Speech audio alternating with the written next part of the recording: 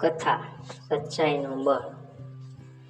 એક ગામમાં રઘુ નામનો એક સારો અને સદાચારી ખેડૂત રહેતો હતો.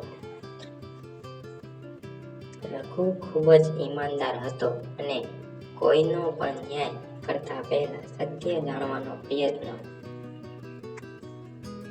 કરતો. તે રોજ વહેલા ઉઠીને ખેતરમાં કામ કરતો અને સાંજે ઘરે જઈને પરિવાર સાથે સમય વિતાવતો હતો.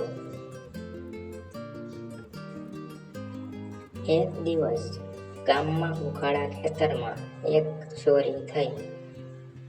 બધા લોકો ખૂબ ગુસ્સે થયા અને એક યુવક પર શંકા કરી કે એ જ ચોર છે.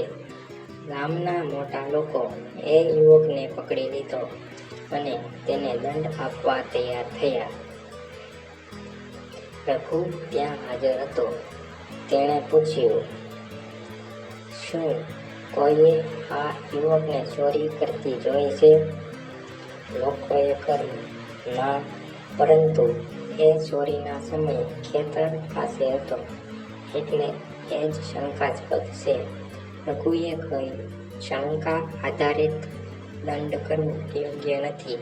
આપણે સાચી તપાસ કરવી જોઈએ. તેણે થોડા બાળકોને બોલાવીને પૂછપરછ કરી. એક બાળકે કહ્યું, હું જોઈ શકતો હતો કે એક અજાણ્યો માણસ કાળી ટોપી અને લીલો કોટ પહેરીને ખેતરમાં જઈ રહ્યો હતો. આવી વિગતો સાંભળી રઘુએ બીજા કેટલાક લોકોને પૂછ્યું અને આખરે સાચો ચોર ઝડપાયો. તે ગામનો રહેવાસી ન હતો. લોકોએ રઘુની પ્રશંસા કરી અને એ યુવકને નિર્દોષ સાબિત કર્યો. નૈતિક શિક્ષા.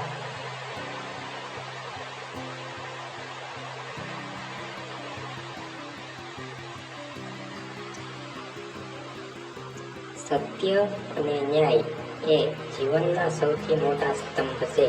શંકાના આધારે નિર્ણય ન લેવો જોઈએ.